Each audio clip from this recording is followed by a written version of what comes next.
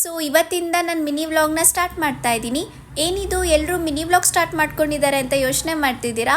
ತುಂಬ ದಿನದಿಂದ ಮಾಡಬೇಕು ಅಂತ ಇಷ್ಟ ಆಯಿತು, ಬಟ್ ಟೈಮ್ ಇರಲಿಲ್ಲ, ಅದಕ್ಕೆ ಮಾಡೋಕ್ಕಾಗಿರಲಿಲ್ಲ.